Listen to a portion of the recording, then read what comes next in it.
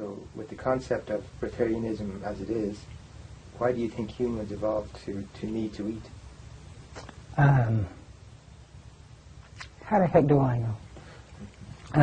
I think it's something that was, obviously, since the dawn of time, that's something that has been a practice for whatever reason, in whatever situation.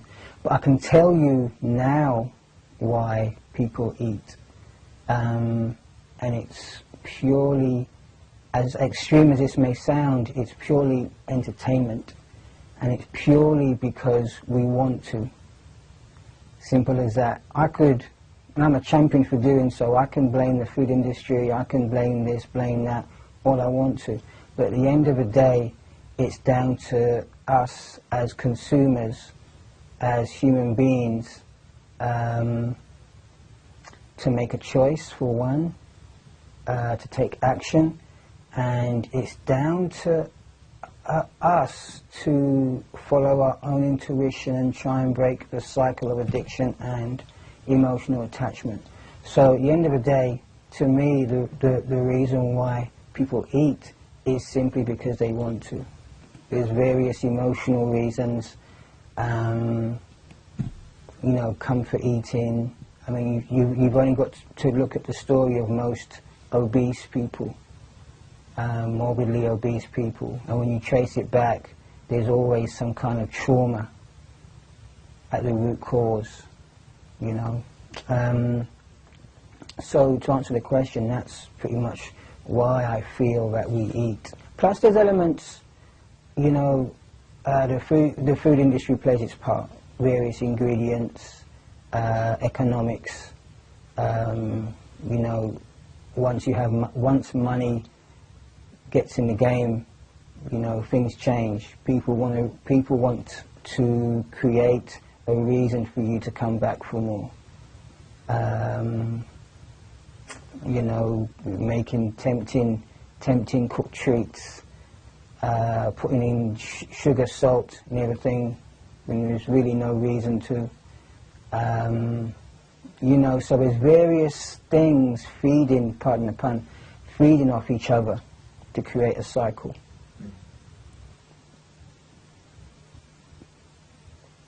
So when you talk about choice, do you think that we really do have a choice as to when we eat or what we eat? To be honest, no, not at all. We have no choice whatsoever, no conscious choice anyway. When I say it's up to us to make a choice, it's pretty much you have to decide whether to be a warrior or not. Whether you want to go through the trials and torments of breaking the cycle, of almost being like a crack addict, trying to break the addiction for no reason. I always say it's hard for an addict to break the cycle while they're in the cycle. There has to be something to warrant the effort involved. Because nobody wants to go through all the withdrawal symptoms, especially if they've been through it once already. So, and any addict, alcoholic, drug addict will vouch for that. It's not a nice process to go through. So, I feel that you've only got to look in the kitchens, in the fridges, in the cabinets, spice racks. The kitchen's like a laboratory.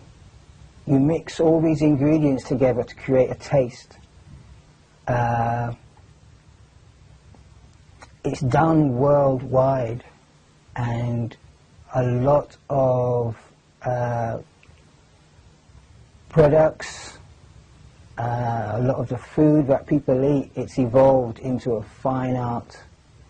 It really has. And the art is to get you to buy more, to cater to your pleasure senses.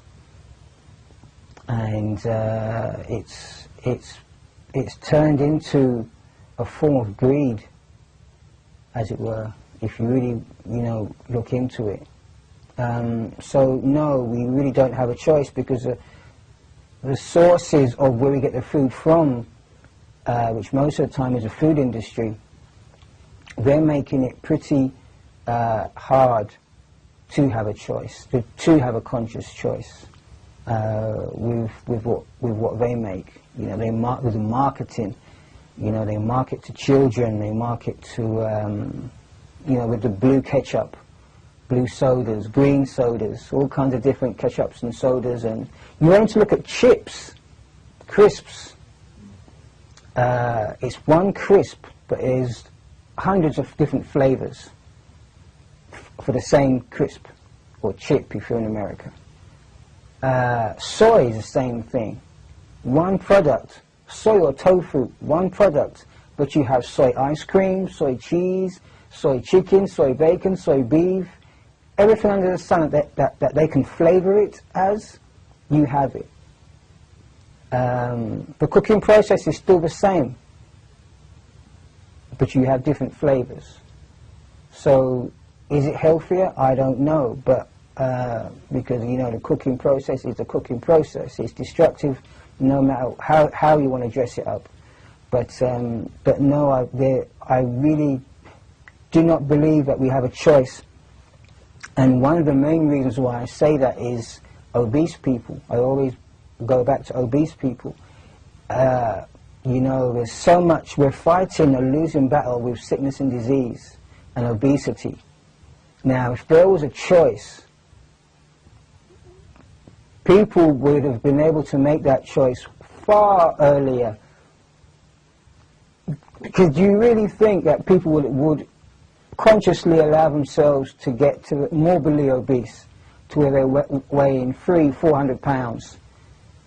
You know? So how does that happen? How do they get to that point? Because, well, there's numerous scientific studies that will say, confirm that eating a lot of these foods is like taking drugs. So there is that addiction, that emotional attachment. There is that manipulating the brain into thinking it's okay, into thinking that, no, you've not had enough, just keep going. You know, so that's why I say there is no choice. There is no choice. It's like an addiction. It's very much like, in my opinion, like an addiction, like an emotional attachment. Because it's from birth. Even before, when we was in our mother's womb, our mother ate cooked food. So we got cooked food. We got the same food she ate. So in a sense, we're like crack babies. Mm-hmm. You know, where it's it's that deep. It is that deep. So yeah, to me, we have absolutely no choice. But what about the nutrition aspect? People say we need to eat because of nutrition. If it was nutrition, then again, these obese people would be the healthiest people on the planet. They'd be eating themselves healthy. They'd be able to leap tall buildings. In fact, they'd be, to coin a phrase, over healthy. They'd be superhuman. But they're not. They're fighting sickness and disease. They're fighting mental illness, a lot of them. And the root cause is some kind of trauma, and they're developing destructive effects of the food they're eating in the amounts that they're eating it in. Maybe not, you know, huge amounts in one sitting, but the quantity over a period of time of what they're eating. We're not taught to be conscious of what we're putting into our bodies, because it's, for me, doing what I do, being a breatharian, an idiot, it's clear that there's cause and effect, and we're not taught to realize or pay attention to our body's signals when cause and effect comes into play. We're taught that what we do is we go to the doctor and we get some pills, and the pills sort it out so we can continue to eat the things that are causing us distress in the first place. So while we're taking these pills, Our bodies, it's like an endless fight, to and fro, a tug of war. So really, if food was here for nutrition, obese people, just one example, would be superhuman. Absolutely superhuman, tip-top, the healthiest people on the face of the earth. When instead it's the reverse. So would you say that food isn't all it's cracked up to be? Heck no, it's not. Because, you know, we're taught, I remember when I was a kid, we were taught that, you know, milk, meat, you had to eat those things and drink those things to be healthy and strong. You had the posters, you had the propaganda, you had the promotion of all of these things. You had to eat a certain amount of meals a day to be fit and healthy, fit and strong. You know, you had the picture of the muscle man, you know, associated with meat. And even now, the way they market burgers, you know, it's the whole manly thing. You're not a man unless you can eat burgers, unless you can eat meat. And if you don't eat meat, then you're not a man. You're not a real man.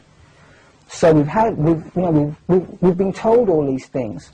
And like I say, we're fighting a losing battle. After all these years of existence, of eating these foods, look at the state of the human society, hospitals, big pharmacy doing big business of our sickness and disease, you know. They're relying on us being sick for their business. Can you imagine that? And it's like when you take your car to a garage, and you hear these stories about when you take your car to a garage, they might fix what's wrong with it, but they'll make sure that they leave something else wrong with it, so you come back to the garage again. That's kind of like what our society and the use of food, you know, you eat, you get sick, you rely on the doctor, big pharmacy, pills, to get you well again, or to mask the symptom, and then you're off again, so you can eat. And the cycle until the body says, you know what, I'm just done, worn out, see ya, I'm out of here. And some organ goes, your liver goes, your kidneys go, something goes. And then, you know, you have to have that taken out. And then we call that aging process. It's just what happens. You know, you live, you eat, you drink, you party hard, you die. You know, in between that you get old, you have to have all your organs taken out, and that's it. Walking stick, bus pass, and that's it, you die, eventually. And that's our life. So, you know, I feel that that's pretty much what our expectations are of life in our society these days. Okay. So the food that we're eating, if it's not for nutrition, then what is it for? Why are we eating it? Entertainment. I remember when I used to eat, blindly. I didn't even put any thought into it at all. I just felt, you know, I wanted to eat, so I'm going to eat. I want this, so I'm going to eat that. Cool, no, you know. It was only until I went fruitarian and I used to go back and forth between raw fruits and cooked foods that I started to be conscious and aware of actually why I was eating. I'd be eating some cooked food, you know, when I'm supposed to be fruitarian, and I'll be actually thinking while I'm eating the cooked food, that I'm not hungry, I don't need this food, I don't want this food, so why the heck am I eating it? I really want to go fruitarian, I really want to eat raw foods. Why are we eating it? So why am I eating this thing? I'd still eat it, it wouldn't stop me from eating it, but I would just question, I would be more aware to question the whys. And, you know, after a while I realized, you know what, this is just comfort. For whatever reason, it's instant comfort. And I grew to realize it was like,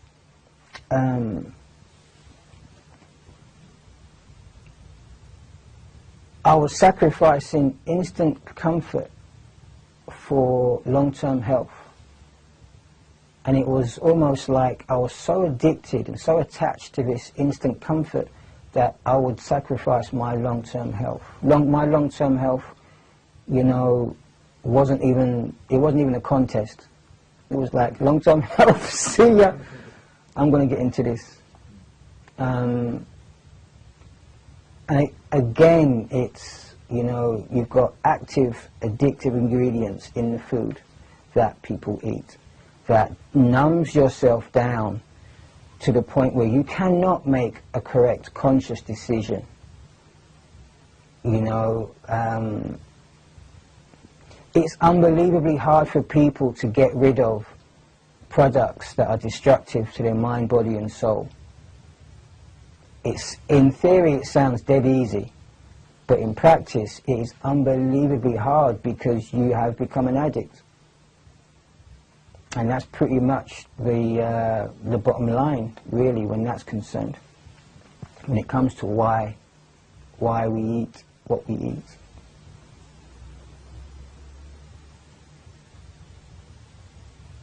Do you think there is an ulterior motive behind the promotion of food? On occasion, yes. On occasion, yes. I mean, you can...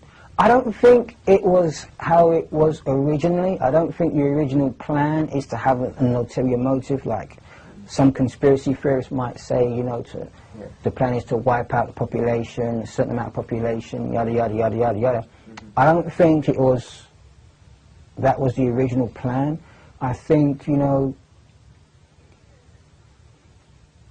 with this food thing, it is such a sensitive and difficult subject because you have so many elements. Like, for instance, you have a family environment, you know, and I've got a daughter, and I know, even when I was a fruitarian, when I used to take care of my daughter, I used to want to give my daughter food. It was part of my, I want to say instincts, whether it's a fake instinct or just an emotional attachment that I was enforcing on my daughter, but I wanted to give her food. It was part of the love. It was part of my duty as a father to take care of my daughter in that way, to give her food, you know. And in another sense, you have the person in the store, in the shop, trying to make a living, trying to sell you food. And like I say, if you want people, if you want to sell something, you have to have a reason for people to come back. I once heard a really interesting story years ago of a Chinese restaurant, and I think it was in China, and they had a really successful soup.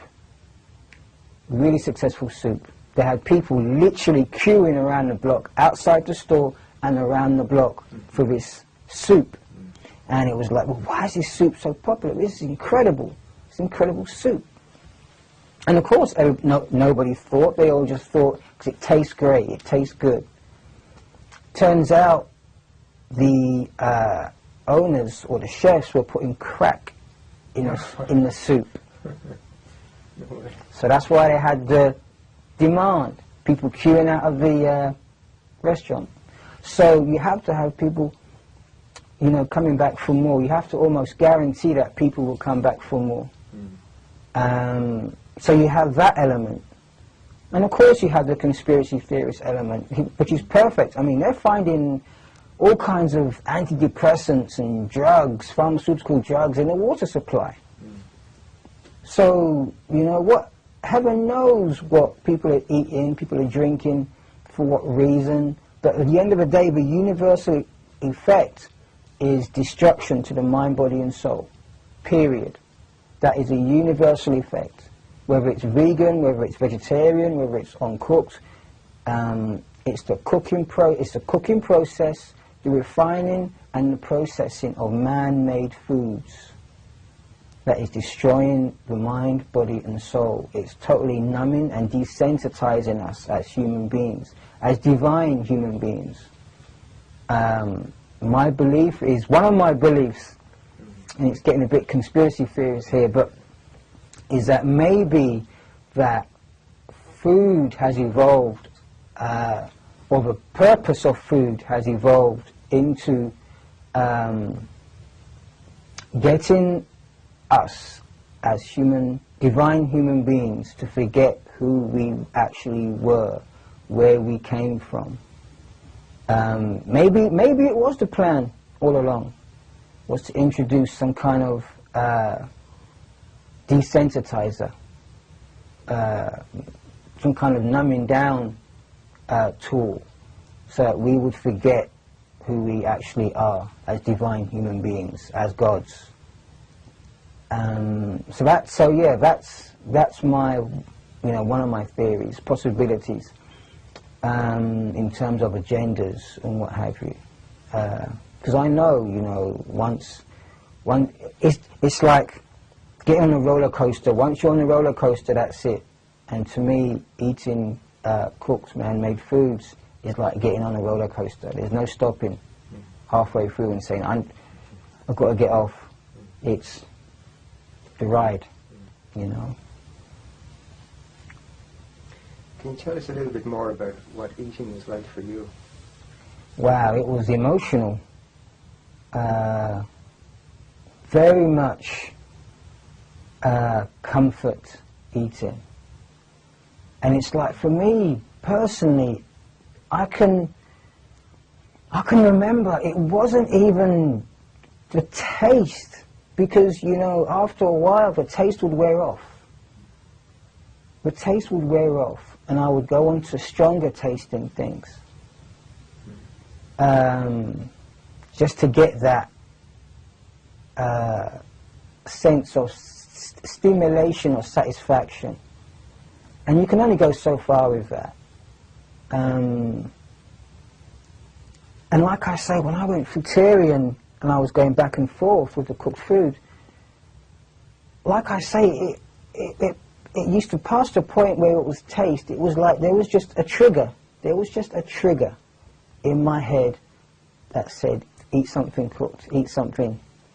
It was like my brain was saying, you know what, okay, you've had your fun.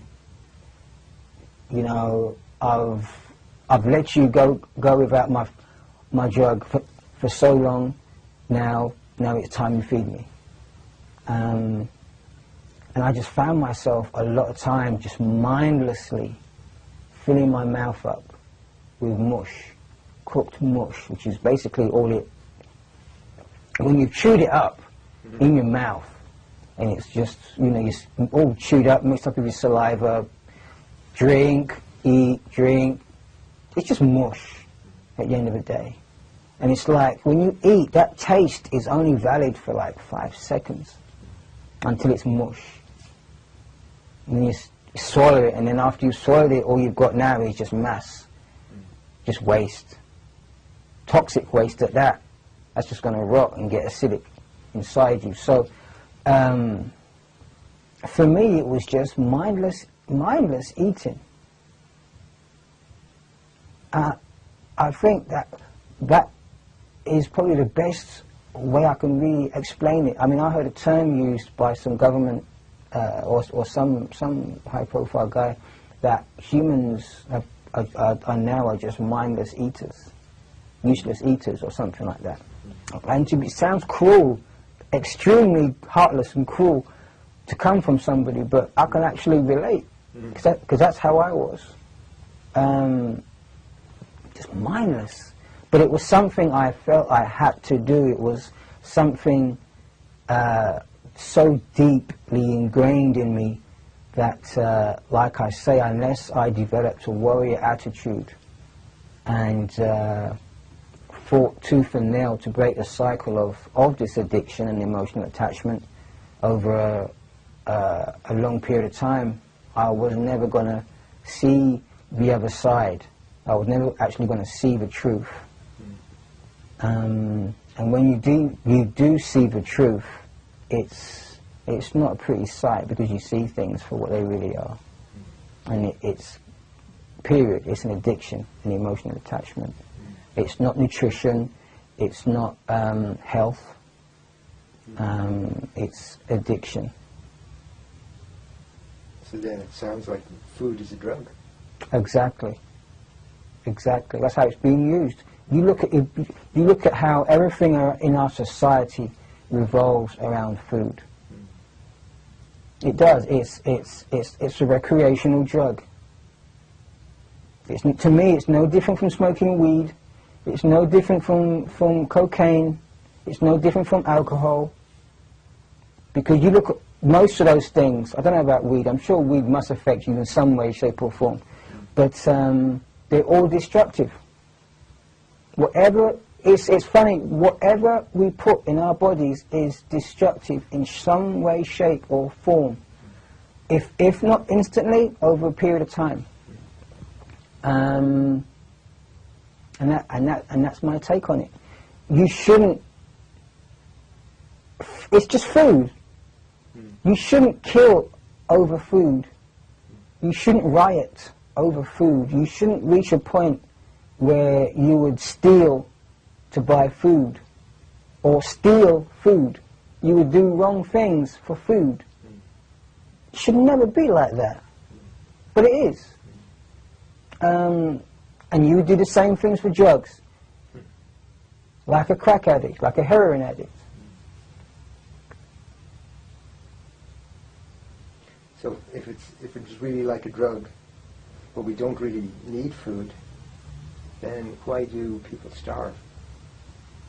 Because I can't speak for everybody, but I can probably speak more for people that have attempted to go breatharian. They don't have a practice. They're talked into believing that you can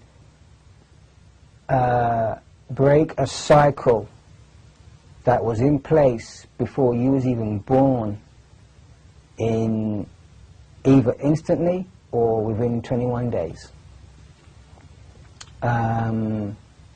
That's one set of people. Now you have people in these famine-stricken countries, and it's pretty much the same thing. They're given food intermittently. It's not the best quality food either, but they're given food intermittently. You have high levels of stress. If you imagine you're constantly in a situation of, well, when am I going to eat again? How am I going to eat again? When's my next meal going to come from? You have a high level of sickness and disease already. And that's just for people in famine-stricken countries. And like I've always said, starvation to me is a mindset, and it's timing. It's timing. I mean, if you suddenly stopped eating and drinking, you're going to have problems. You're going to have symptoms like of what we call starvation. And to me, that's pretty much the cause of the whole starvation thing. And it's like the people that have eating disorders and anorexia, stuff like that. It's a mindset. It's a mental illness. Whether it's something that they had before or afterwards, it's neither here nor there. But it's pretty much the bottom line. So starvation is like a mental illness, is it? It's a mindset, yeah. It's.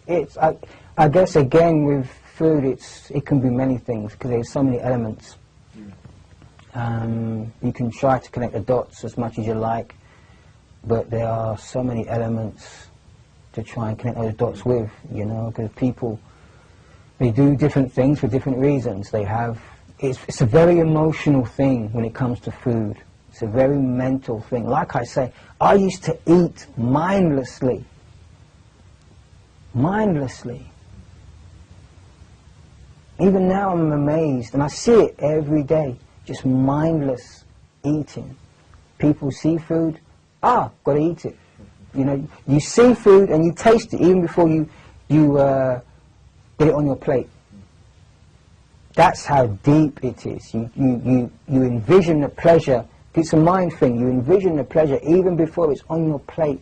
You just got to look at it. And sometimes you don't even have to look at it. It doesn't even have to be there. You can just think of it. Oh, yeah. And your mouth starts wetting up. You know? So it's a very mental thing. So there's, you know, it's a tough question to answer because there's so many reasons. There's so many reasons why people would do certain things. Whether it's family trauma or just stress, everyday life. I can totally understand people taking drugs.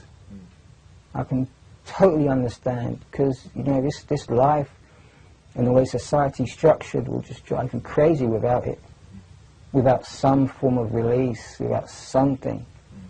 You know, it's hard for me some days to, you know, be able to face life in this society with no form of... I have my music, you know, I have, geez.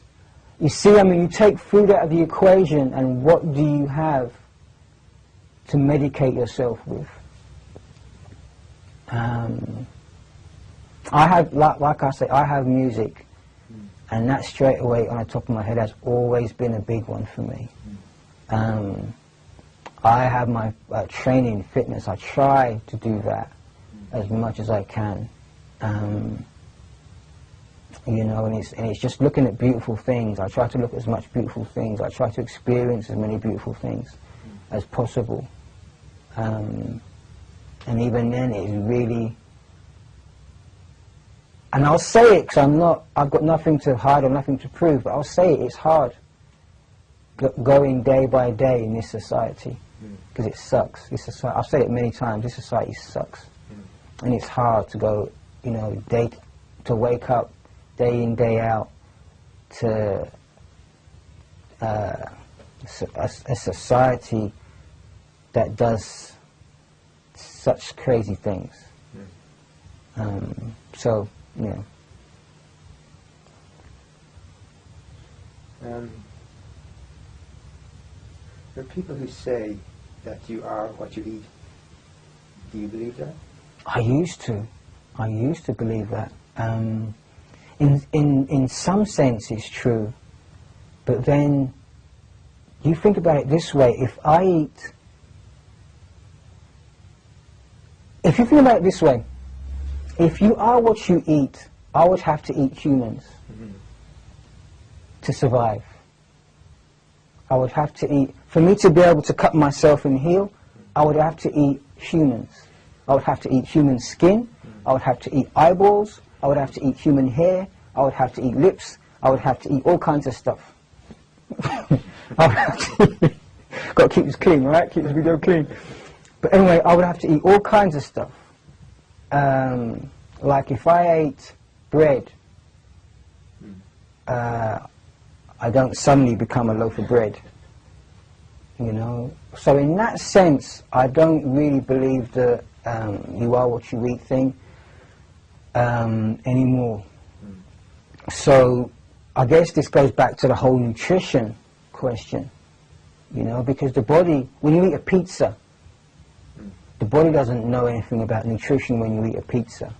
When you eat a pizza, it's because you wanted to experience the taste, the texture, the medication, the self-medication of that pizza. That's why you ate that pizza. It wasn't because the body intuitively said, I need nutrition, I need a pizza, get me a pizza. It wasn't, I need a glass of milk, I need the nutrition in a glass of milk, so I need a glass of milk. Because to me that's ridiculous, because you have to look at what the cooking process has left you with.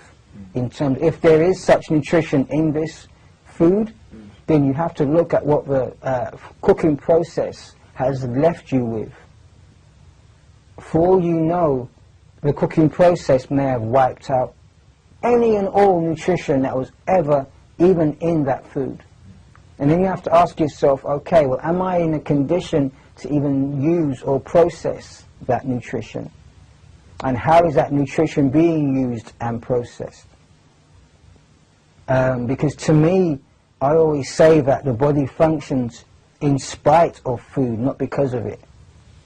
If I eat a loaf of bread, I don't suddenly start growing bread here or pizza here. I just don't do it. I grow hair. If my nails grow, but my nails don't, I don't grow pizza nails or bread nails. My nails grow. You know, if I cut my hand, blood comes out. Milk doesn't come out. Or pizza juice, oil, you know, blood comes out. So it's like I always say, the body functions in spite of food, not because of it. And that's something I strongly believe in. So what happens to the body when we eat food? It gets all messed up. When we eat cooked food, cooked and processed foods, the body sends out its white blood cells, its army, to defend itself against this invader. So that alone should be an indication as to what happens to the body. The body sees it as a danger. The body sees it as a danger. The body doesn't say, great, good stuff. That's the mind, our addicted mind. The body, actually functioning body, says, oh no, we can't handle that. And it sees it as a danger and it sends the white blood cells to battle it. Doesn't stand a chance. But the point is that the body sees it as a danger. You know, where the cooked food dehydrates the body dramatically. It drains, basically, without going into all the scientific stuff, which I don't know of anyway, but without going into any of the long scientific stuff, basically it drains the body of its resources. It's like if you keep taking money out of your bank, pretty soon you won't have any money in your bank account. So that's pretty much what cooked processed foods does for you. It doesn't give you any, it doesn't put money in your bank account. It doesn't do anything like that. I always say it takes away, it always takes away. And that's how we're left with sickness and disease. We just end up wearing ourselves down, you know, draining our money from our account. So with all this sickness and disease, why do we still eat? Why do we still do it? Because we're addicted, old boy. We're addicted. We're addicted to it. And we have all these stories that we need to eat. I mean, me as a breatharian, so many people hate me. So many people want to fight me, get angry at me. Because, you know, I go against everything that they have been taught to be true. You're supposed to eat to live. I do talks, and people say to me, you eat to live. You're supposed to eat to live. You know, and it's just, it's pressure, it's indoctrination, it's conditioning. Like I say, addiction and emotional attachment. And it's pleasure. I mean, why not? It's like, you ask anybody, why do you smoke weed? Why do you take drugs? Why do you smoke crack? Why do you take crack? Why do you do heroin? Why do you do this? At the end of the day, it's pleasure. You're an addict, why not? So with these addictive qualities and it being like a drug, do you think there should be a health warning on food? Oh, believe me, yes. But then again, if there was a health warning, people, especially the food industry, already know that they can put whatever health warning they want to, and people will still buy the stuff because they're addicted and they're attached to it. You could put a baby's fetus on there, a picture of a baby's fetus on there, and people will still buy the product because they're addicted. You could, proof of that is any cigarette box. They'll show you, blatantly show you, lungs, 2 sets of lungs. Cancer lungs, healthy lung. And it says, smoking will, can cause harm to you and others. And they have two pictures, cancer-ridden lung and a healthy lung. Basically saying that if you smoke these, this will be your lung, the cancer-ridden lung. You need to stay with the healthy lung. But if you smoke these cigarettes, this is what you're going to get. So they'll blatantly tell you and show you what you're going to get. But people still buy the suckers. So that tells you straight away. You know, it doesn't matter what they do. If you're addicted and attached to it, you're going to feel like you need it. And you're going to buy it, regardless of what health warning, regardless of what they state. They have smoking kills on cigarettes.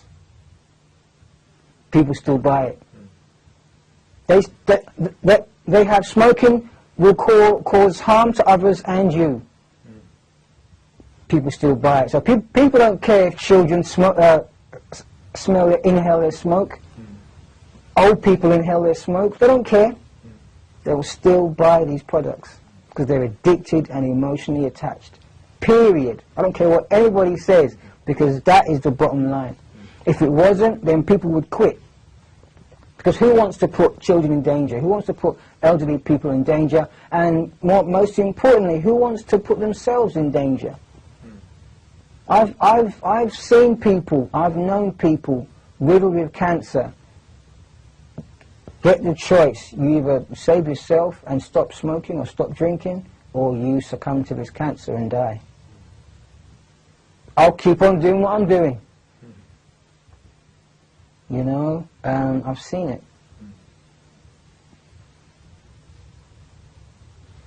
So, for somebody who wants to quit and then they want to get off cooked food, how long would you say it would take them to get off cooked food and go breatharian? If they wanted to go breatharian, depending on where they're from, and this is in no way me teaching anything, but really it's a lifelong practice. Now the definitions of breatharianism have always been set by skeptics that have had no understanding, no empathy, and there's never been any room for growth. So unfortunately, people that have wanted to go breatharian, they have adopted the definitions of the skeptics.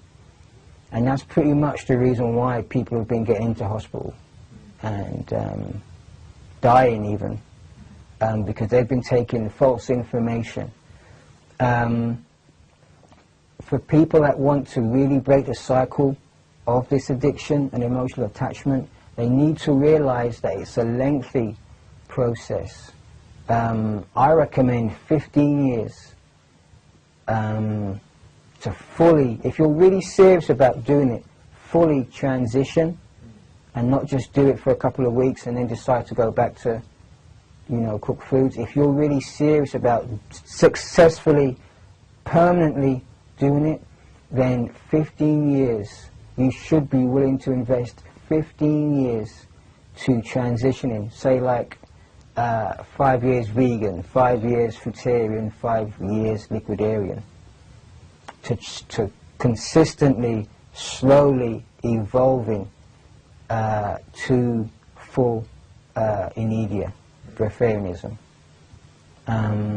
Again, with medical supervision. That's basically my take on that and my recommendation, because there's too many people, they want instant.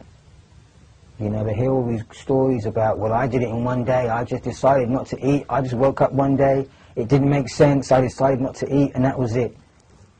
Like I always say, there was always something.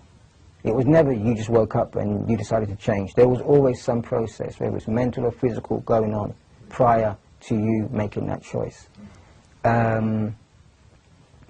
So yeah, that's pretty much my recommendation on that, and how I see the, you know, the length. I mean, how long's a piece of string? But that's my recommendation for people to realize that it's a lifelong commitment to staying clean. It's like any alcoholic, it's like any drug abuser. It's a commitment to staying clean, a lifelong commitment. does hunger really exist? That's a big question. In my eyes, no, when you really look at it. It's like if you take the addiction of a crack addict, the need, the addiction, and if you change the addiction from crack to food, it's the same thing, in my eyes. The whole stomach growling thing, to me, that's just your waste, your body trying to get rid of your waste. Nothing more, nothing less. But what we do is we've been told, we've been conditioned to believe that that is hunger. That sensation is hunger. Your addiction is hunger. And it's hunger for nutrition. But like I say, your body doesn't know anything about nutrition. It doesn't know anything about vitamin A, vitamin B, yada, yada, yada. Because in my opinion, the body is already attempting to recycle, it's already attempting to use what you're taking from the environment. So basically, yeah, you know, if that sense of hunger that we feel are two different things. It's addiction and it's your body trying to get rid of the waste. But what do? We feel a hunger thing, we put more. We put more down there, you know. So it's, and that's the cycle I'm talking about. The cycle. It's basically a cycle of understanding. And like I say, unless you break that cycle with a warrior attitude, then you're never going to really see the truth. And you'll just keep feeding that cycle. So to me, no, there's no real such thing as hunger at all. I think the closest thing to hunger, to me, is the healing process that you're going to go through during transition, where you need to hydrate yourself. So to me, the closest thing to hunger is often, well, in my experience as a fruitarian and liquidarian, is thirst. Because, you know, there is a time where you need to heal. It's not just straight away. You're a breatharian, or you're a fruitarian, or you're this, you're that. There's a process where you have to heal. And once you've healed, then you can be successful at whatever lifestyle you're attempting. Until you heal, you're going to have to go through that healing process. So, yeah, that's pretty much my take on the whole hunger thing. Who do you feel has set the definitions for breatharianism? Oh, man. You've only got to look on the internet, Google breatharianism, and you'll have definitions come up, and they're all by skeptics. And like I say, they're done by skeptics, and why on earth are they even writing about this, setting definitions, going on Wikipedia and setting definitions for breatharianism when they believe that it's impossible? Why are these people doing it in the first place? But that's another story. So they're setting the definitions, and unfortunately, because of the lack of information, people that are genuinely wanting to be breatharians are unknowingly adopting those definitions and trying to transition via those definitions. And it's crazy because they're getting themselves in trouble. The pressure, because there's no, because of the negative energy in those definitions, that's what these people are experiencing, and that's why they're ending up in hospitals. That's why they're ending up dead, because they're trying to live up to unrealistic definitions. It's such a sad thing, and I'm disgusted because not one high-profile breatharian, I mean, you'll even see these definitions set by the high-profile breatharians. So I wonder what they're up to. There has been no high-profile breatharian that has set real definitions. None, not one of them. And to me that is disgusting, because there's people getting themselves in trouble, getting hospitalized, dying left, right and centre. That's a big thing to say, left, right and centre, but people are getting hospitalised left, right and centre because of this. And it needs to stop. It really does need to stop. There needs to be some kind of guidelines set. You know, things like Wikipedia, I wouldn't expect to see anybody in their right mind even bothering with that, trying to reset that. Because, you know, I've seen it happen myself. A skeptic will just come in, within 5 minutes, they'll have their definitions back up. Because you can rewrite those things in no time at all. But on breatharian sites, high-profile breatharian sites, I don't see any definition of what breatharianism truly is. And that totally disgusts me. With my immediate society, I have actually drafted up new definitions, realistic definitions, and safety guidelines for people to work with, for people to look at. And, you know, those will be up shortly for public view. But it's, you know what I'll say, I'm pissed off that it had to be me and not a high-profile breatharian. Because me, I'm nothing, I'm nobody. So it shouldn't be me. It should be these high-profile breatharians that are selling the books, that are making the money, that have got the public's attention, not me. So I have to work 6 times harder because nobody knows me. Nobody wants to know me. Who am I? So, you know, it's just more work for me. But yeah, it's the skeptics. They are the ones that have made up these definitions for people to follow.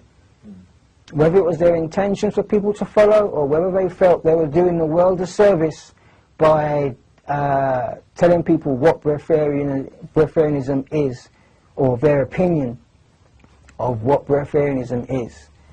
But unfortunately, it's meant that, you know, people have taken those definitions to heart, and they've ended up harmed. So there needs to be more accountability. Oh, heck yeah. Yes. So much more accountability.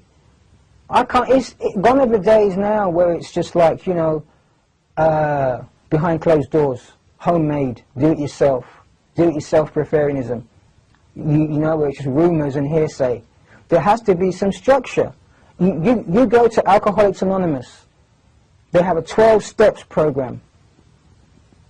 You go to any drug rehabilitation center. They have steps in place. They have structure. The same thing needs to be done with people that want to fast, whether it be spiritual reasons, whether it be temporary, because there's no rule book, there's nothing in the rules that say breatharianism has to be forever. That's a skeptic thing. That's a skeptic definition right there. That it has to be forever. You never eat or drink again. There's nothing in any rule books that say that. So for whatever reason, you know, there needs to be some kind of safety guidelines. And like I say, I've already drafted up safety guidelines, new definitions, and they'll be available shortly for people to see. What do you say to someone who asks you, how long do you think it takes to go breatharian? 15 years. I'm recommending 15 years. No more. No, none of this 3-week stuff. Yeah. To me, it takes 3 weeks to get an understanding of the fact that it's a long-term commitment. You know, you're not going to... If you want to do it permanently, if you want to stop messing around, none of this going back and forth, temporary, you know, back and forth, getting eating disorders, developing a mental illness, getting crap from society, you know, because they can see you going back and forth, they can see you in a state, they can see you looking terrible, and you don't know, you haven't got a clue what you're doing, you haven't got no comeback for them, you know. If you want to do a permanent transition. It's got to be slow, and it's got to be gradual, and it's got to be an evolution if you want to be successful. So I'm recommending at least 15 years. How long did it take you? It took me 16. I would like to actually say it took me all my life to get to this point. But from the time I was fruitarian to now, it's roughly 16 years. And, you know, I'm not saying it based on my own experience either. The 15-year thing is actually something I've read before, and it strongly resonated with me, because the body has to have time to adjust mentally and physically. It's not going to do that within 3 weeks. It's not going to adjust and adapt in 3 weeks, and that's it. You're a successful breatharian, you've graduated, and that's it. You're a breatharian forevermore. It's not working like that for most people. I won't say all because I don't know all, but for most people it's definitely not working that way. Because it may work that way for you once you're in the company of your guru, you know, once you're all emotionally involved and invested in the guru and what the guru's saying. But as soon as you get back to your own life, the fridge, the cupboard, stress, the children, the husband, the wife, relatives, you know, society, that crap, the crap that society brings, everything falls apart. So it's got to be a gradual and slow process. So how can somebody even begin to transition if it's going to take 15 years? Slowly. Slowly, yeah. People just need to get it in their heads. People need to get it in their heads. It's not a quick fix. It's not, it's a lifetime commitment, period. People need to stop looking for the quick fix. They need to stop looking for the gurus, looking for people to give them that quick fix. They need to be prepared to put the work in themselves, because that's the way they're going to learn. That's the way they're going to develop their own truth, is if they put the work in themselves. People can look at me, look at my history.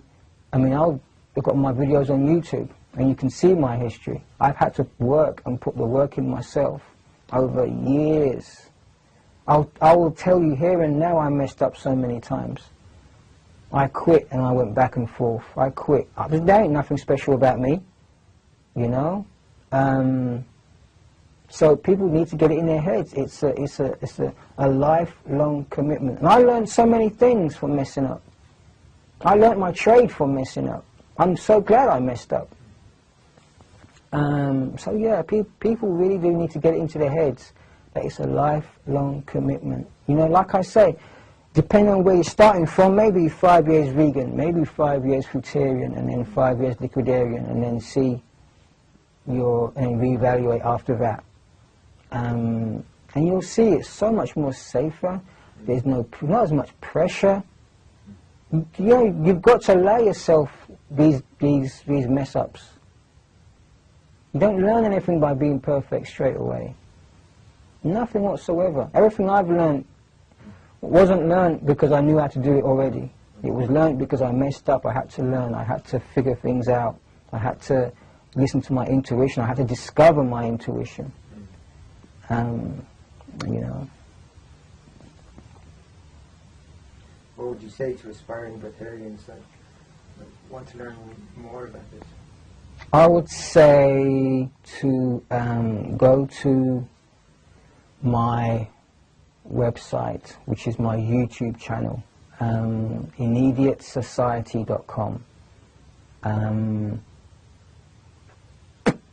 And because I don't talk to people, it's one of my things now.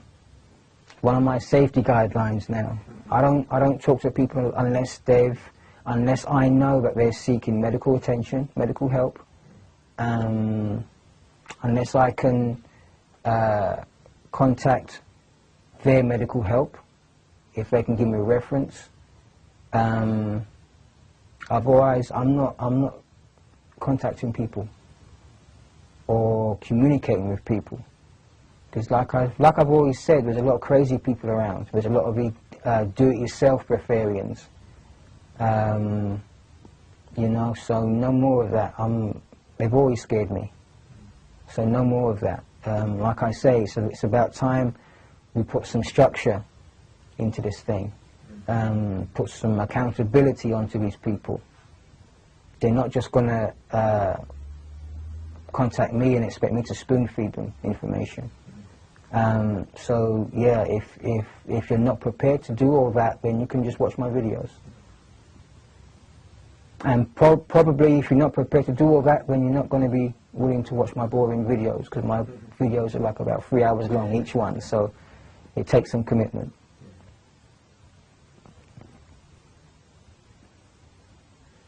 There are people who say that we have organs for a reason. And most people would say that. So what do you say to those people?